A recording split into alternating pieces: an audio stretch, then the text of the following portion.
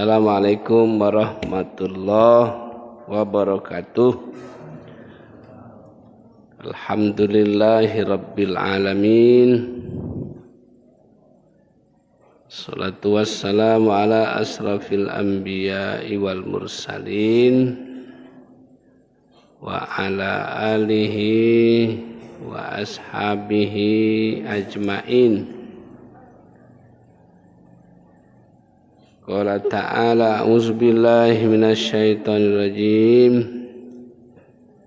Bismillahirrahmanirrahim. Wa ammal ladzi nafasaku fama'wahumun nar. Kullama aradu an yakhruju minha u'idu fiha wa qila lahum dhuqu 'adzaban naril ladzi kuntum bihi tukadzibun. Qala Nabi sallallahu alaihi wasallam, Allahumma inni a'udzubika min azabi jahannam wa min azabil qabri wa min fitnatil mahya wal mamat wa min syarril fitnatil masihid dajjal. Rawahul Muslim. Bapak dan ibu-ibu jemaah subuh yang dimuliakan oleh Allah, bersyukur kita kepada Allah. Sampai saat ini Allah masih memberikan kesehatan dan kesempatan sehingga digerakkan hati kita untuk datang melaksanakan ibadah sholat subuh dan mengikuti kajian subuh kita. Salawat dan salam semoga Allah limpahkan kepada Nabi kita Muhammad sallallahu alaihi wasallam. Bapak Ibu jemaah yang saya hormati, dalam tuntunan ajaran agama kita ada amar perintah untuk dilaksanakan, ada perintah untuk ditinggalkan. Dua-duanya ini harus kita laksanakan. Kalau tidak, ya kita masuk golongan mana kita?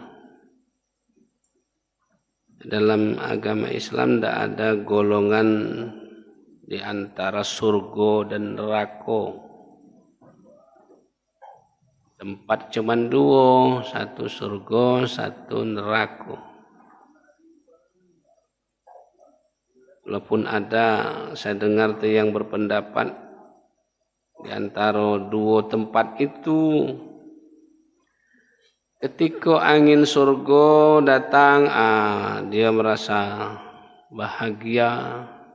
Ketika angin neraka datang, susah. Tidak ada Pak. Jadi tempatnya itu surga dan neraka. Surga jelas itu bagi orang yang beriman dan beramal soleh. Sebaliknya orang yang tidak beriman, tidak beramal soleh dapat tempat di neraka. Oleh karena itu kajian subuh kita ini kita beri judul menghindari siksaan terutama neraka. Banyak di dalam Al-Quran tentang siksaan neraka itu tidak bisa di survei Pak sekarang, belum baca di survei. Belum pacak dijinguk, belum pacak dirasakan secara nyata. Tapi dalam Al-Quran banyak dijelaskan Pak, banyak dijelaskan tentang siksaan neraka itu. Ada yang menjelaskan sangat bersangatan itu mak manu itu Pak. Ada yang pedih siksaannya itu. Ada yang siksaan yang luar biasa. Kesimpulan tidak ada siksaan api neraka itu yang enak Pak. Tidak ada. Maka banyak penjelasan neraka itu ada namanya neraka Jahannam, ada Jahim, ada Sakor, dan lain sebagainya. 7. Surga pun itu ada 7 juga. Kita disuruh oleh Nabi, malah dianjurkan setiap di ujung tahiyat akhir kita ditambah dengan doa. Allahumma inni a'udzubika min azabi jahannam. Sangat-sangat dianjurkan ditambah dengan doa itu Pak ya. Tahiyat akhir. Kita disuruh oleh Nabi bermohon kepada Allah, minta kepada Allah. Pertama kita minta dari azab neraka. Waduh. Yang kedua azab kubur. Yang ketiga fitnah hidup. Yang keempat fitnah mati. Yang kelima dari godaan dari rayuan Dajjal, fitnah Dajjal. Hadis ini kuat Pak, diriwayatkan oleh Muslim. Jadi hadis itu banyak Pak, malah ada di Padang itu hadis didong. Rupanya dijingok dalamnya jual kue. Merek hadis. Hadis itu banyak Pak, banyak nian. Malah hadis do'if ada dibuat-buat.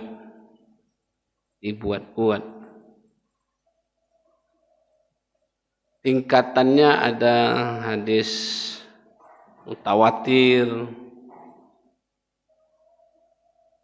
maknanya dari Allah, Nabi yang membuat redaksinya. Ada hadis Bukhari, ada Muslim, ada Hasan, ada Dhaif, dan lain sebagainya. Kita disuruh oleh Nabi berlindung kepada Allah dari azab Jahannam, neraka Jahannam. Neraka Jahannam itu kalau dalam beberapa penjelasan yang amat dahsyat, yang sangat luar biasa siksaannya. Luar biasa. Karena itu kita disuruh oleh Nabi berdoa supaya jangan dapat siksaan neraka Jahannam. Pokoknya neraka apa yang 7 itu jangan masuk. Kita berdoa kepada Allah. Mudah-mudahan kita masuk surga yang tingkatannya juga 7. Termasuk Masjid Raya ada surga Al-Firdaus.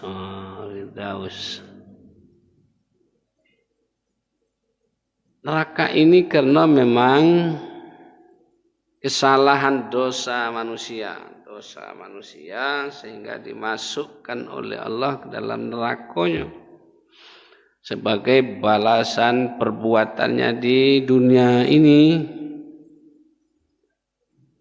yang sering juga dibaca orang tiap malam Jumat, al-yauma nahtimu ala afwahihim wa tukallimuna aydihim wa tashhaduhu arjuluhum bima kanu yaksibun, yang sekarang menjadi saksi, Pak. Jadi saksi kaget dinyatakan di alam akhirat, jadi saksi benar, jadi saksi bahwa apa yang kita lakukan di samping dicatat oleh malaikat Allah menjadi saksi.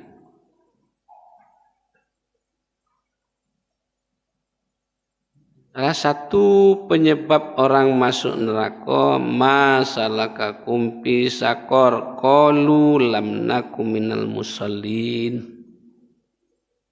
Penyebab orang masuk neraka karena tidak sholat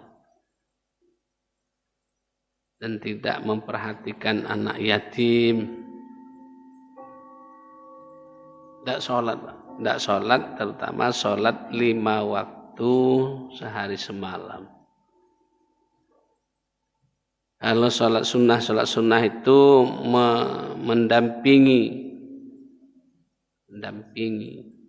Ada tahajud, ada witir, ada duha, dan lain sebagainya. Itu penyerta yang wajib 5 kali sehari semalam. Yang alhamdulillah itu sudah rutinitas menjadi kebutuhan kita.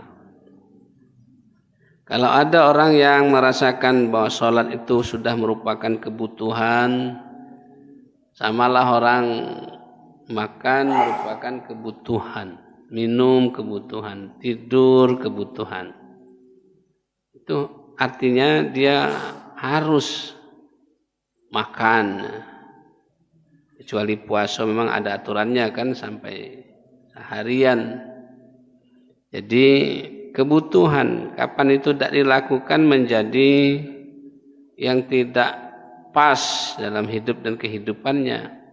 Begitu juga sholat, kalau sudah menjadi kebutuhan, kalau tidak sholat dia masih ada rasa terganjal, masih ada hal yang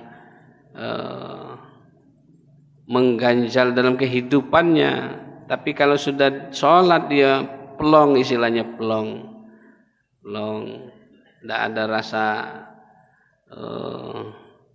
berdosa kepada Allah, tidak ada merasa perintah Allah tidak dilaksanakan. Jadi penyebab neraka yang pertama itu tidak sholat. Sholat yang bagaimana itu diceritakan dalam beberapa waktu yang lalu. Ya minimal sholatnya itu sesuai dengan rukun, syarat dan rukunnya. Antara syarat dan rukun beda-beda tipis. Ya beda-beda tipis. Kalau syarat itu di luar sholat dilaksanakan. Kalau rukun di dalam sholat. Kalau syarat misalnya ngambil wudu, pakaian bersih, badan bersih, tempat bersih, ngadap kiblat. Sebelum sholat memang. Katik pula wong lalu 2 rakaat ke belakang lembu wudu misalnya. Kecuali azan karena memang waktu sudah masuk, yang lain tidak katik azan, kebetulan yang azan itu lembu wudu. Lain tidak ya. Tapi kalau sholat sebelumnya itu. Kalau rukun ya sesaat melaksanakannya itu. Niat karena Allah, lillahi rabbil alamin, inna sholati wa nusuki wa mahyaya wa mamati lillahi rabbil alamin. Niat karena Allah subhanahu wa ta'ala. Takbir sampai salam. dengan tomak nina Bapak ya. Dengan tomak nina itu artinya tidak terlalu ngebut, tidak terlalu kencang. Ya tomak nina ada, sedang waktu, jedah waktu maksudnya, jedah waktu satu dengan yang lain. Jadi yang kedua penyebabnya itu tidak memperhatikan orang-orang yatim, orang-orang miskin, fakir miskin. Nah inilah menjadi konsen dari Pak Haji Ahmad Dahlan diantaranya. Awal-awalnya dia membaca surat Ara'aital ladzi yukadzibu biddin dan seterusnya. Lama beliau ngaji itu, hampir berbulan-bulan. Jadinya jemaahnya agak protes dikit. Pak Buya, Pak Ustadz, apa kaji kita hanya itu bae? Uji beliau lah hafal lum dem. Artinya lah paham sudah. Maksudnya sudah juga. Kalau diamalkan halum. Ya. Itulah benih munculnya panti-panti.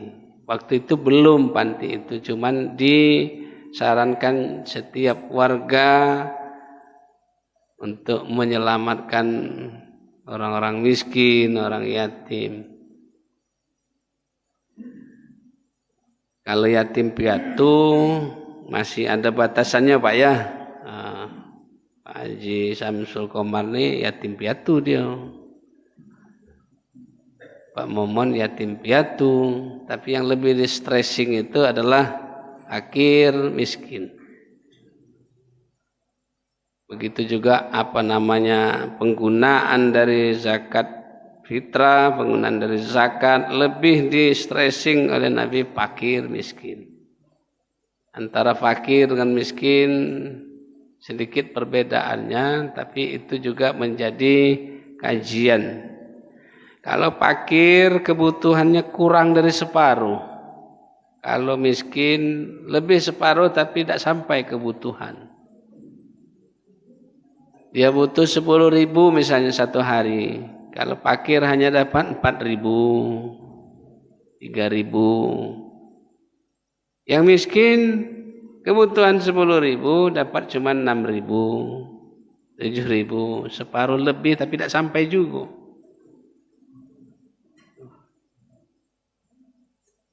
Saya lupa Pak, di Jawa itu, yang jelas Jawa Tengah Pak, Jawa Tengah. Ada satu masjid yang memang konsen untuk membantu jamaah.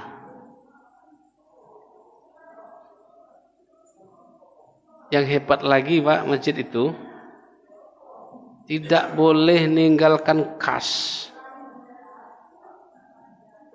Jadi kasnya itu 0 terus, 0 terus. 0 terus.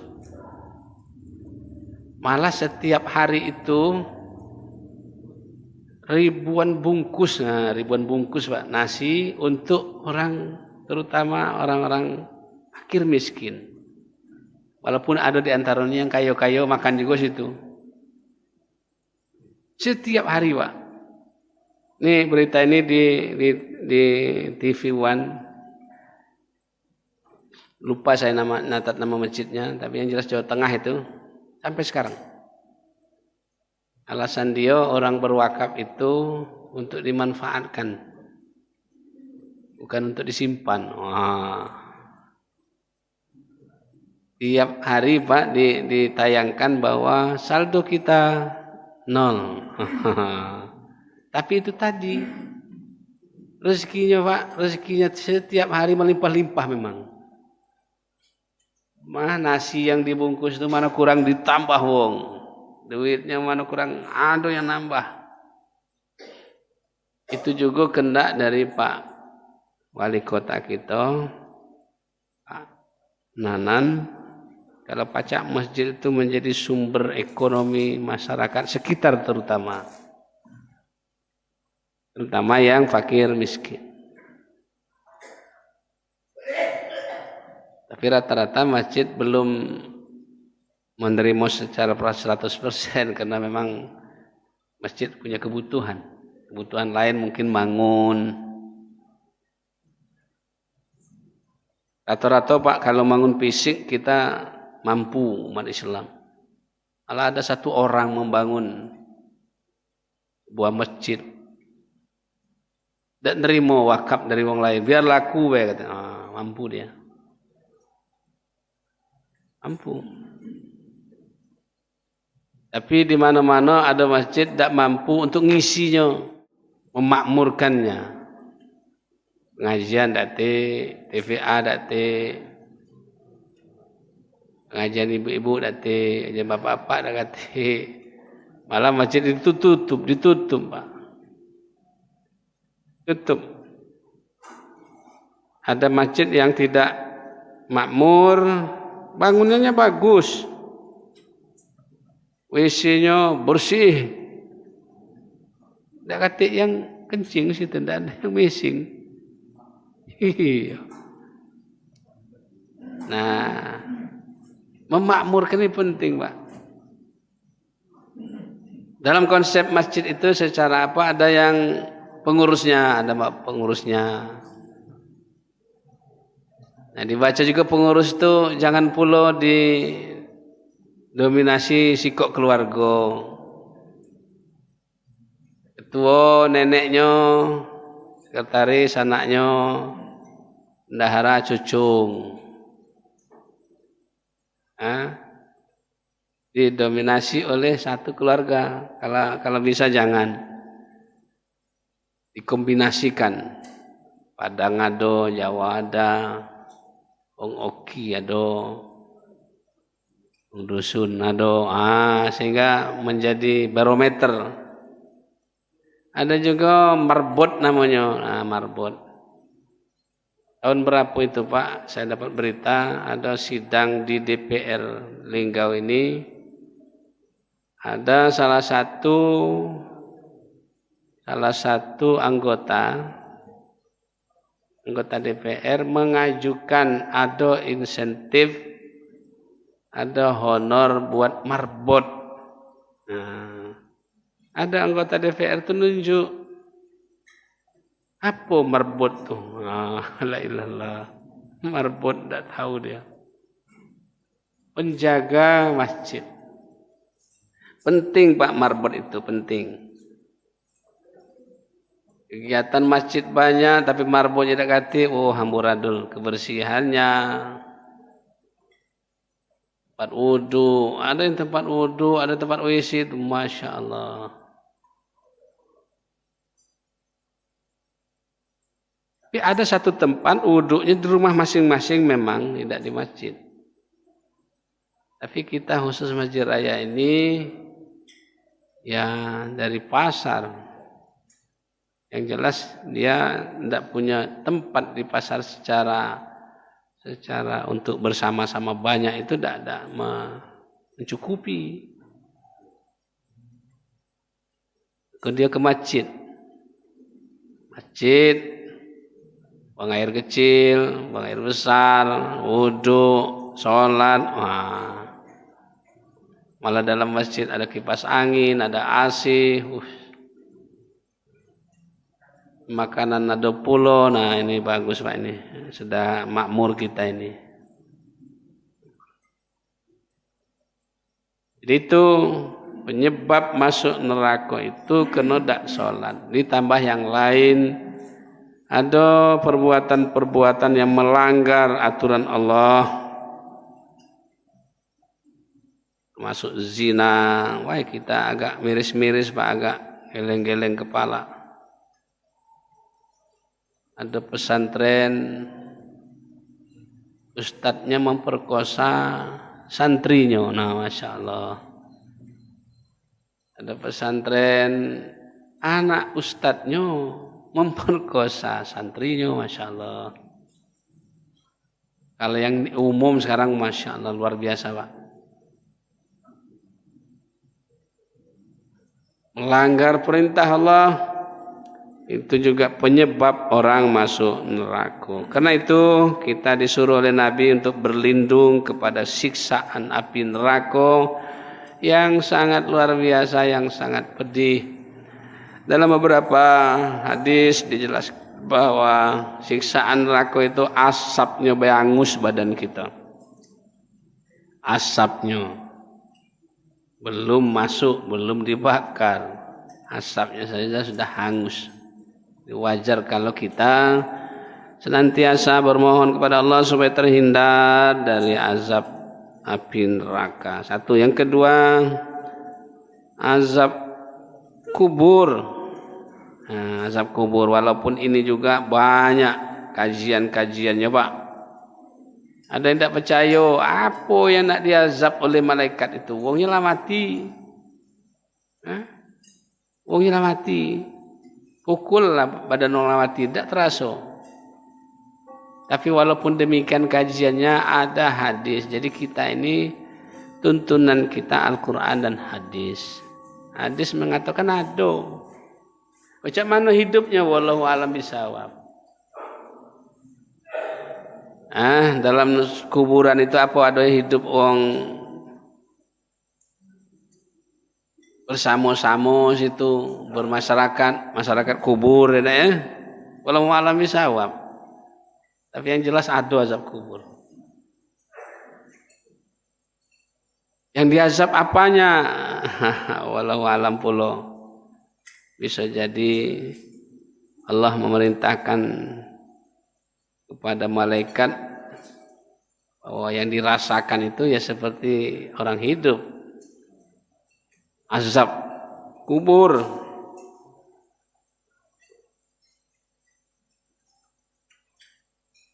Ada di mana tuh Pak wong nyari ilmu apa itu? Ilmu hitam apa namanya itu? Dikubur tapi njuk selang, jangan mati ya. Dia dikubur tapi nak merasakan cak mana nian dalam kuburan itu. Cuman permintaannya njuk selang supaya bernapas. Kapan keluar cak mana? Bukan main rasanya katanya. Mana panas, mana gelap. Macam sebenarnya Pak kalau mati itu balik lagi mencerita dengan kita pasti sholat galau gitu.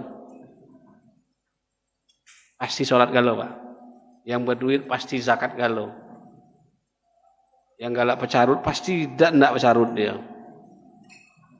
Tapi orang mati tidak yang balik, tidak ceritanya dalam Al-Quran, dalam hadis, kubur. Siksaan kubur, Masya Allah. Peristiwa juga dijelaskan oleh Nabi. Ketika kita sudah pulang mengantarnya itu datang malaikat. Ada malaikat yang seram, ada malaikat yang ramah. Yang ramah itu kepada orang yang alim, kepada orang yang ibadahnya bagus. Mengucapkan selamat Bapak ya, selamat Ibu ya. Wis. Kalau yang seram tadi Pak, mulai bertanya, marrobuka. Kebetulan hidupnya dulu ngapal marrobuka. Sampai situ lupa. Sampai situ lupa. Ngapalnya wae, ibadah tidak. Nah ini masalahnya. Jadi kalau ada ibadah kita tidak perlu dihafal itu. Kayak datang dewek jawabnya itu. Yang jawab amal soleh kita. Yang hebat lagi Pak Herman itu dihafal. Marbuka Allah. Salatnya tidak. Man nabiyuka Muhammad. Puasa tidak. Lah hafal dia. Tiap hari katanya itu. Salat tidak tapi. Ayo mang. Salat mang. Tidak. Aku lah hafal. Pertanyaan malaikat telah bocor. Jangankan dalam kuburan Pak. Sakaratul maut berlupa. Sakaro mabuk maut mati. Ingatlah Pak, sakaratul maut tuh. Coba suruh ngucap la ilaha illallah ngeleng dia. Mang ngucap la ilaha illallah mang, ngeleng dia. Artinya susah kan? Jadi siksaan kubur. Yang ini belum juga Pak dirasakan. Kalau nak merasakan itu mati dulu. Nah, mati dulu baru terasa. Dan dari beberapa penjelasan pasti nyesal semua Pak. Nyesal semua kita nih. Kalau nyesal. Yang rajin nyesal ngapa dak lebih rajin. Kayak peristiwa wong masuk dalam gua Pak ya. Masuk dalam gua terkurung. Dalam gua. Tidak sengaja terpegang-pegang. Ada yang megang 2 genggam, tangannya ada yang ngegenggam segenggam, ada yang tidak ngegenggam.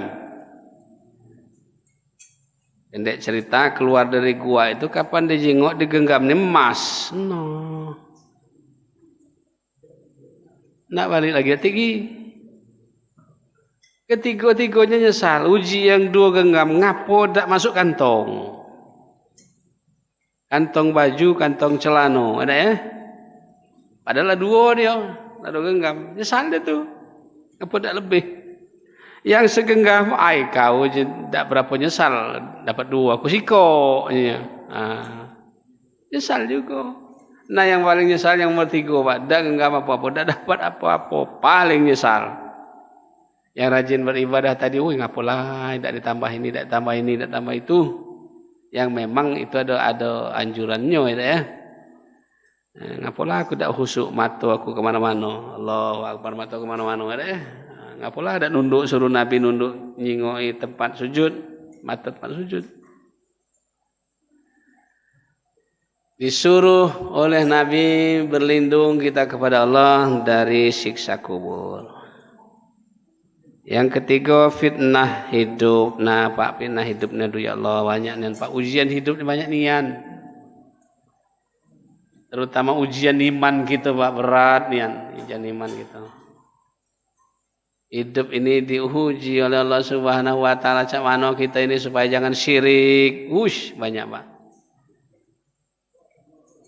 Teko di Jawa Timur tuh, wong nak masang sajen-sajen ya. Tendang oleh kawan.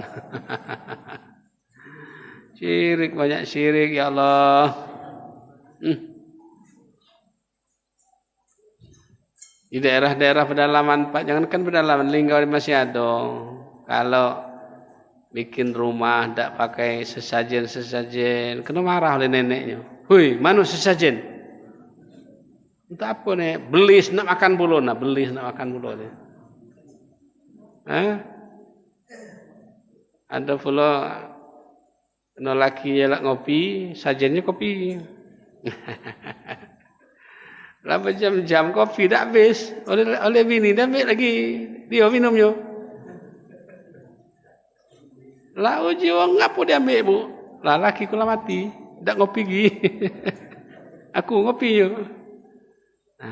Banyak nian Pak, banyak nian itu. Fitnah hidup ni banyak nian Pak.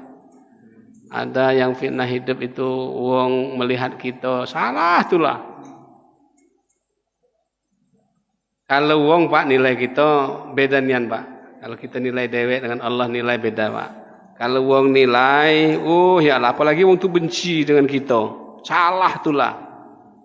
Senyum kita salah, merengut kita salah. Salah itulah. Senyum senyum mengot katanya. Lah senyum dicemooh pula. Dak senyum merengut sombong nian katanya. Baru sekian hektar punya, aku ribuan hektar, masya Allah. Salah itulah Pak. Wakaf kita salah, kita sholat salah. Bapak nih soalimnya baru kemarin lah sholat. Sekarang soalim dan biarlah Pak ngomong soalim biarlah, tidak apa-apa. Ibda mulai, tidak apa-apa. Kita jangan pula ngomong baru kemarin dia nih cak bakam nih. Jangan biarlah Pak, tidak apa-apa. Tidak apa-apa. Mungkin saatnya waktu itulah dia agak menyadari bahwa hidup ini sementara. Jadi siksa hidup fitnah hidup, banyak nih Pak. Anak kita tidak galak sholat, itu cobaan tuh Pak. bini kita cerewet, cobaan lo tuh. Kurang tuh lasennya. Lanjut 1 juta sehari kurang, nak 2 juta. La ilah Allah. Uji lakinya dari mana aku dapat duit? Uji bini, basing bang. Nah ibu kalau ngomong basing tuh basing nian bapak-bapak nih. Yang haram laju, yang tidak keruan laju. Ujung-ujung malam-malam nggak bisa. Uji bini kemana bang? Basing rumah siapa? Nak aku buka. Tapi ibu ngomong basing, situ. Nah, maka ujian ini masya Allah. Terasa pak, terasa. Jangankan jauh-jauh dalam keluarga, dalam tetangga, dalam sekitar, masya Allah. Ujian amat berat. Ujian hidup. Terus yang keempat ujian mati. Mati itu ujian tadi kita sudah cerita ujian masya Allah. Nak mati itu pak. Dati belum yang cerita ya nak mati itu. Firasat baik paling ya. Taulah ternyata bapak ini nak mati rupanya. Kemarin Cak Iyonya minta maaf dengan aku. Ada firasat macam itu ya. Tapi fitnahnya bukan main pak. Nak ngeluarkan napas itu. Itu bukan main tuh. Nabi Idris alaihissalam nyubuh mati pak. Dia berkawanan dengan malaikat maut. Malaikat maut kita berkawanan ini. Boleh tak aku nak nyubuh mati? Lah, kau kan belum sampai waktunya. Minta kepada Allah, aku nak nyubuh baik, aku bukan mati nian. Nah, izin Allah, ini izin Allah ya, biiznillah pak. Nabi Idris nak nyubuh mati. Nah, kata Allah ya nyubuh baik, nyubuh. Nyubuhlah. Uji Nabi Idris, malaikat, kau nyabut aku kaki yang paling ringan ya, paling ringan. Aku nak nyubuh paling ringan tuh. Izin Allah. Biiznillah pak, izin Allah pak ya. Dicobalah oleh malaikat. Ngoleklah Idris, ngoleklah. Cabut pak. Mati nian. Kena izin Allah tadi hidupkan kembali hidup dia. Siapa no Idris? Itu yang terenak tuh. Iya, itu yang paling enak tuh. Enak apa katanya? Apa terasa cak kulit di kupas-kupas hidup-hidup. Itu yang paling ringan. Apalagi misalnya kaki susah keluar terjang malaikat misalnya. Tabuk malaikat, tambah nanggung. Makanya sakaratul maut itu ada yang susah pak. Ada yang susah kaki naik-naik ke bocor. Mukik-mukik dia. Insyaallah. Fitnah. Yang terakhir adalah dari Dajjal pak. Dari siksa dari godaan Dajjal. Ternyata banyak buku saya baca, Dajjal itu lado sifatnya, yang fisiknya belum. Ada menerjemahkan fisik itu para anak kiamat ya. Tapi kalau sifatnya lado, yang benci terhadap Islam, banyak sekarang. Yang nak menyudutkan Islam, teko kiai, pak ada nyudutkan Islam. Teko ustad. Apa Islam Arab tuh katanya, Wahabi. Lah mulai. Bukan sekarang baik, dari dulu. Itu sifat yang kurang simpatik terhadap Islam, padahal dia orang Islam. Masya Allah. Menurut beberapa peristiwa pak ya, penjelasan Dajjal itu kan mata sebelah katanya, nganggap enteng terhadap ajaran Islam. Umat Islam banyak pak, apalagi di luar Islam itu dalam Islam nganggap enteng. Salat berjamaah pak, malas berjamaah tuh. Wong covid dia nak rapat-rapat, malas dia. Tidak. Jangan nganggap remeh aturan perintah Allah Subhanahu wa taala. Semua perintah Allah itu banyak manfaatnya buat kita, buat masyarakat, malah lebih jauh bangsa dan negara. Allahumma inni a'udzubika min azabi jahannam wa min azabil qabri wa min fitnatil mahya wal mamat wa min syarril fitnatil masih dajjal. Rawahul Muslim. Inilah kajian singkat kita pada pagi hari ini. Mudah-mudahan Allah akan menjauhkan kita dari azab neraka, azab kubur, fitnah hidup, fitnah mati, dan gangguan dajjal. Amin ya rabbal alamin. Terima kasih. Wassalamualaikum warahmatullahi wabarakatuh.